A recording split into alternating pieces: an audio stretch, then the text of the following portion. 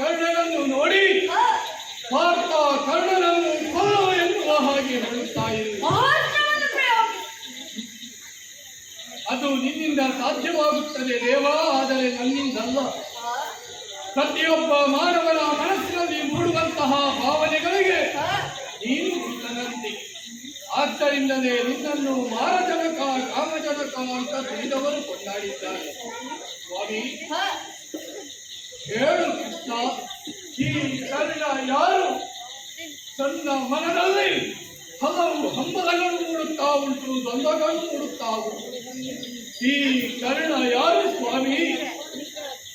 ನಮ್ಮ ತಾಯಿಯಾದಂತಹ ಕುಂತಿಯಲ್ಲಿ ನೀನು ಹೇಳಿದ್ದೀಯಂತೆ, ಮಮ ಪ್ರಾಣ ಹಿ ಪಾಂಡವ, ಪಂಚ ಪಾಂಡವರು ನನ್ನ ಪಂಚ ಪ್ರಾಣಗಳು ಇದ್ದ ಹಾಗೆ ಎನ್ನುವ ಹಾಗೆ ನಮ್ಮ ತಾಯಿ ಕೂಡ ನಿನ್ನನ್ನು ತೋರಿಸಿ ಅದಂತೆ ಹೇಳಿದ್ದು.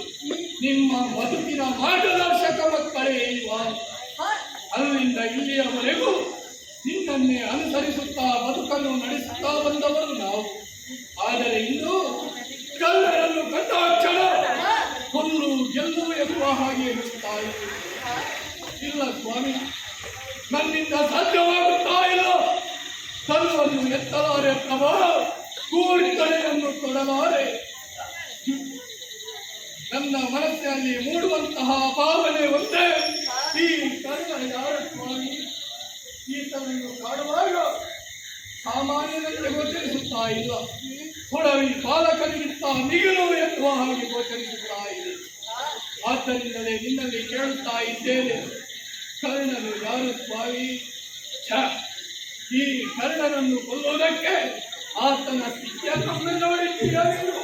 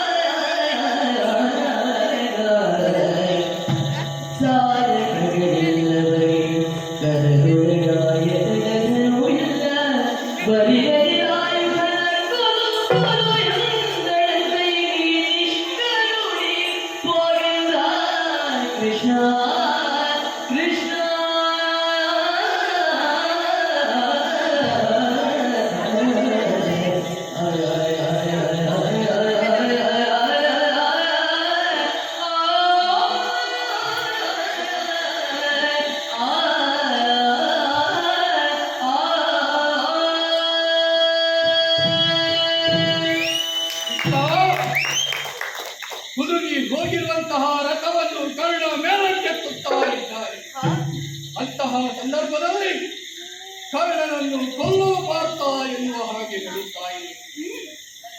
ದೇವ, ಧರ್ಮಕ್ಕೆ ಇನ್ನೊಂದು ಹೆಸರೇ ನಮ್ಮಣ್ಣನಾದಂತಹ ಧರ್ಮಜ. ಒಂದು ವೇಳೆ ನೀನು ಹೇಳಿದ ಹಾಗೆ ನಾನು ಈ ಕರ್ಣನನ್ನು ಕೊಂದೆ ಎಂದಾದರೆ ಅಣ್ಣನಾದಂತಹ ಧರ್ಮಜನ ಹೆಸರಿಗೆ ಕಳಂಕ ತಂದಂತಹ ಅಪವಾದ ಈ ಪಾರ್ಥನಿಗೆ ಬಂದಿ. ಬೇಡ ಸ್ವಾಮಿ, ಎಲ್ಲರನ್ನು ವಂಚಿಸಿದ ಹಾಗೆ ನನ್ನನ್ನು ವಂಚಿಸಬೇಡ. ದಯವಿಟ್ಟು ಹೇಳು, ಈ ಕರ್ಣನು ಯಾರು ಸ್ವಾಮಿ? ಆತನ ಸ್ಥಿತಿಯನ್ನೊಂದೇ ನೋಡಿದೆಯ? ಆತನ ಕೈಯಲ್ಲಿ ಸಹಾಯಕಗಳಿಲ್ಲ, ಮಕ್ಕಳಿಗೆ ಎನ್ನುವುದು ಬರಿದಾಗಿ ಹೋಗಿದೆ. ದೇವ, ಕೊಡುವುದಕ್ಕೆ ಶರಗಳಿಲ್ಲ. ಇಂತಹ ಸಂದರ್ಭದಲ್ಲಿ ನಿರಾಯುಧನಾದಂತಹ ಕರ್ಣನನ್ನು ನಾನು ಎಂದು ಕೊಲ್ಲಲಿ? ಇದು ಯುದ್ಧ ನೀತಿಯೇ ಸ್ವಾಮಿ. ದೇವ, ನೀನು ನಿಷ್ಕರು. ಏಕೆಂದರೆ ನಿನಗೆ ಕರುಣೆ ಉಂಟು ಅಂತ ಕೇಳಿದ್ರೆ ಉಂಟು, ಇಲ್ಲ ಅಂತ ಹೇಳಿದ್ರೆ ಇಲ್ಲ. ಆಗ ಆಗುವುದಿಲ್ಲ ಸ್ವಾಮಿ ನನಗೆ. ಈ ಕರ್ಣನೊಮ್ಮೆ ನೋಡಿದ್ದೀರಾ? ಆತನ ಬೆನ್ನನ್ನು ಕಾಣುವಾಗ ಆ ಬೆನ್ನು ನನಗಿಂತ ಮೊದಲು ಉಂಟು ಅಂತ ನನಗೆ ಭಾಸವಾಗುತ್ತಾ ಇದೆ. ಆತನ ಬೆನ್ನನ್ನು ಕಾಣುವಾಗ ನನ್ನ ಅಣ್ಣನಾದಂತಹ ಧರ್ಮಜನನ್ನು ಕಂಡ ಹಾಗೆ ಆಗುತ್ತಾ ಉಂಟು. ನನ್ನ ಜೀವನಾಗಿ, ನನ್ನ ದೇವನಾಗಿ, ನನ್ನ ಬಂಡಿಯ ಬೋಧನಾಗಿ ಹೇಳು ಸ್ವಾಮಿ, ಈ ಕರ್ಣನು ಯಾರು? ನನ್ನ ಅಣ್ಣನು, ನನ್ನ ತಪ್ಪನು, ನನ್ನ ಹೊಡ ಹುಟ್ಟಿದವನು, ಅಲ್ಲ ನನ್ನ ದೊಡ್ಡಪ್ಪನು, ನನ್ನ ಚಿಕ್ಕಪ್ಪನು. ಇವನನ್ನು ಕಾಣುವಾಗ ಈ ಸ್ಥಿತಿ ಆಗುವುದಕ್ಕೆ ಕಾರಣ ಏನು ಸ್ವಾಮಿ?